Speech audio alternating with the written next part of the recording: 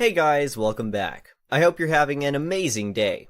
Let's get right into the stories. The first story is titled, Don't Drink My Soda. Well, I did warn you. A long time ago, I was washing dishes in a Denny's restaurant. As dishwashers, we were allowed one soda per shift. My work partner and I kept our sodas on a little shelf near where the busboys would put the full tubs of dishes. One of them thought it was funny to put down the bus tub, pick up our soda and drink half of it, put it back on the shelf, and run away laughing. I asked him not to do it several times. He kept doing it. But instead of getting mad, I got even. Restaurants buy cases of frozen steaks and set them out to thaw in big stainless steel tubs. After all the steaks are taken out and cooked, there's usually a quarter-inch of blood with miscellaneous bits in it left in the bottom of the pan. I grabbed a glass out of the bus tub that had ice in it, poured it full of old cow blood, added a straw, and put it in the usual spot. Same guy comes running back with a tub of dishes, puts it down, and grabbed the glass. I yell across the kitchen at him, "Don't drink that!" And he just laughed at me and chugged about half of it, like he usually did. He got a real funny look on his face and asked me, "What was that?" "Cow blood. Want some more?" I replied, and tipped the pan up so he could see the cascade of gristly bits and old blood running to the bottom. He headed straight for the nearest trash can, and I think he threw up everything he had eaten in the last week. Took him about 10 minutes. On the bright side, the busboys quit drinking our sodas after that. The next story is titled, Move Your Lousy GF Here and Never Want to Spend Time at Her Place? Think again. Back in college, I was living in a house with 3 of my friends. One of these friends was a bad roommate. Never cleaned, never chipped in on shared resources, cleaning supplies, etc. You get the gist. Well, it became even more unbearable to live with him when he decided to have his girlfriend move in without consulting any of us. She never contributed to rent and also didn't clean. He gave her his copy of our house key and she moved in. Even after attempts of talking to him about it, he didn't agree with us. We'd ask why they couldn't spend some time at her place, and he said it was because she lived with her parents on the other side of town. Our house had 3 floors, and each floor had a door that was unlocked by the house key. The house also had a front door that was always unlocked that none of us had a key to. Roommate and his girlfriend would always go out at night and come back late. Maybe you can see my petty revenge brewing already. One night, they went out, and I decided to lock the front door so they couldn't get back in. In the wee hours of the morning, they tried to come back, but the front door was locked. After banging on the door, trying to throw rocks at our windows, etc., they finally gave up, and he was forced to go back to her place where he should have been all along. Had to get an Uber to go all the way to the other side of town, too. Play stupid games, win stupid prizes. The next story is titled, Ghost Me. I don't know you anymore. Posted this as a comment on another sub, but was made aware that it will fit here. Boy, we were just done with school, so young and innocent still, maybe me more than him. Or I should call it childish. Took me out on a few dates. We kissed and danced and just had fun.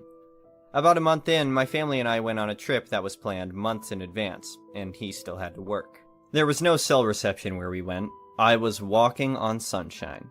Came back after 4 days. He and our other friends came to tell me that he started seeing one of our friends' friends in the meantime. Crushed me. Invited me to a party or sleepover that night, which I declined as I didn't want to see the new couple. Next day, he left without saying goodbye. Turns out he knew his dad was going to ship him off to his mom 13 hours away, and he obviously wanted to make the most of his time left, instead of dating the invisible girl. None of us knew until after he left. Completely ghosted all of us. About 2 or 3 years later, he came to visit his dad, who was still living down the street. He came to say hi. He dropped by every year before Christmas, but fortunately, I always missed him. I almost fell on my back when I saw him, but pulled myself together and decided to pretend that I don't recognize him. The more he tried explaining who he was, the more I pretended to assume he is a friend of my brother's and apologizing for not knowing all said brother's friends. He couldn't say too much as his new girlfriend was right next to him. After a minute or two, he gave up and let me call my brother, whom he was also friends with back then. They spoke a minute or two, and he left in a hurry. I never saw him again. The next story is titled, Neighbors Steal My Parents' Property. Claims he's the landowner and calls 911 on them for trespassing. There are not many things in life that can get me angry over the top, but messing with my parents is one of them. I hate when people dare to be annoying or talk down to them. My parents are in their 80s, but healthy and still managing to live in their own home alone. While I don't live with them and never met their neighbor in my entire life, he only had to do one thing to become my enemy. I guess he thought messing with the two old people next door would mean he could get away with it without a single problem. He probably didn't even know of my existence, but he found out sooner or later. My mother called me one day telling me that neighbor had started putting up posts and saying it was where his new fence would go. The only thing is that it was way onto my parents' property, and it would end up digging up half of their driveway. They have a little bit of an odd driveway where it wraps all the way into the back of the house, since their garage is back-facing for some reason. His new fence was going to be where my parents had concrete and wouldn't allow them enough clearance to get their car back to the garage. On the behalf of my parents, I decided to go next door and talk to the neighbor myself. My idea at the time was maybe if he realized they had somebody helping advocate for them, he would realize they weren't such an easy target and back down.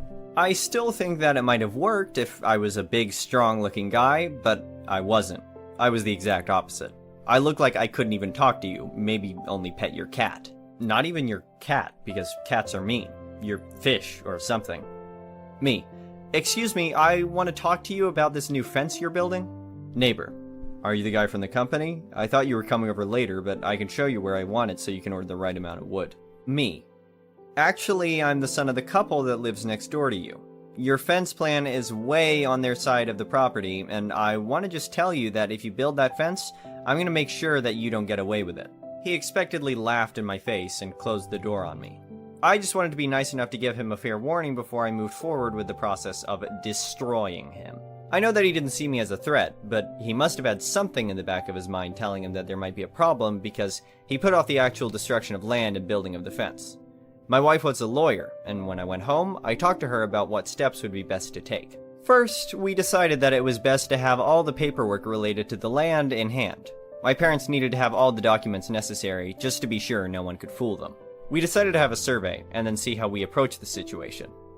Unfortunately, it took a while to get the survey, and in the meantime, neighbor, I guess, wasn't worried anymore, and started destroying my parents' property to build his fence.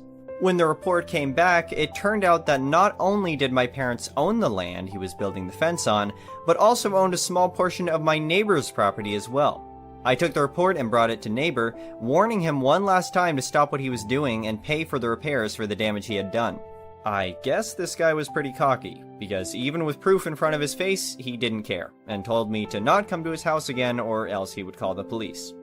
I hired a lawyer and we started doing all the necessary legal steps. A formal document was sent to neighbor requesting to put a stop to his construction and pay the money for damages. Once that got ignored, we were able to take him to court where a judge would force him to accept what was on the document. There was no question of if he was going to have to stop and pay to fix my parents' driveway. With what the survey found, though, there was something else potentially at play. Neighbor had a whole area built for barbecues in his yard that was crossing his property line into my parents', which was perfect, as once with the fence, we could also destroy his barbecue area. My parents are both some nice and kind people, and didn't want to destroy his barbecue, but they also didn't want him to build on their property. As the lawyer was getting the case ready and we waited for a date, some other things happened. The neighbor continued building the fence without a problem. And one morning, my mother wanted to have a little picnic on the grass in the yard. The neighbor saw her and quickly called the police, telling them that my mom was trespassing. When the police came, my mom explained to them everything about the fence and the lawsuit. The police left and encouraged my mom to enjoy her picnic, but she couldn't, as he kept insisting and shouting at her. And that's when my mom called. When I heard what she said, I drove there as fast as I could. Me. Aren't you ashamed of yourself? Neighbor. That's my property, and I don't want your old mother on it. After hearing those words, I called my lawyer and asked him to speed up the process. And then finally, the day came. The lawyer was more than capable of destroying neighbor than I would have imagined. The only defense he really had was his survey that was from an unreliable source. When he tried to argue there was no way for him to know that his wasn't accurate, my lawyer showed that he signed the certified mail that included a survey as well as legal documents stating to stop his construction. His other argument was that he needed a fence to be placed there due to trash, noise, and other annoying things my parents supposedly do. The judge didn't seem convinced that two elderly people were being so loud or unpleasant that a fence needed to be built. But anyway, it didn't matter even if his arguments would have been good because he was building on their property. But of course, as expected, he lost. He had to pay to have the driveway fully repaired, his barbecue removed, and a new fence was built, now much closer to his house than he wanted it to be. My parents were just happy to get some peace, and I was glad neighbor learned not to mess with them. Just because your neighbors might be old doesn't mean that they're easy targets to take advantage of. Stop messing with older people, they're tired enough. They don't need all your drama crap. TLDR, after my parents' neighbor tried to build a fence on their property, I warned him to stop, and he doesn't listen to me, so I prepare to sue him. I get a land survey that shows that he's building on their property, and that even a part of his barbecue area is passing on their property too. He doesn't stop again after a formal warning, so we end up in court. His excuses get brushed off by the judge, and he's told that he's fully in the wrong. He must pay to repair the damage he caused to my parents' driveway and remove his barbecue. And so, my parents' driveway and silence are once again safe, and I'm a happy son. The next story is titled, Drink My Coffee? Enjoy gagging on a vile cocktail. Never thought I would post something in this sub, but here you go. My routine to get coffee is usually like this. I take my water bottle and fill it up, get a cup of coffee. I prepare it by adding 1 spoon of sugar, 1 shot of black coffee, which is basically an espresso shot, and then a cup full of strong coffee setting. Perfect for how I like it. I bring the coffee and my bottle to my desk, and then go off to pee. That way the sugar dissolves and the coffee cools a bit too. I have a colleague who's also become a close friend. He started this annoying thing to take a sip from my coffee. He doesn't like coffee, doesn't drink it, a tea guy through and through. When I come back from the washroom, he'll grin at me and then take a sip. He only does it to annoy me, and it works. Well, today I put 2 shots of espresso, and then used the strong tea setting on the coffee/tea machine. Presenting to you a real cocktail from Taste Hell. I kept the cup of vile liquid on my desk and went to pee. As I come back, my colleague grins at me, picks up the cup, takes a sip, and spews it out. It was glorious. Hopefully he's learned his lesson. The last story is titled, Doing What I Want. I have a friend who used to tell me I couldn't listen to the same music as her because then I was copying her.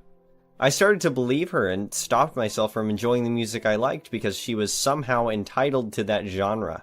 Lol, this is incredibly childish, and I'm aware of that now, so I woke up one day and decided not to let this have any power over me at all.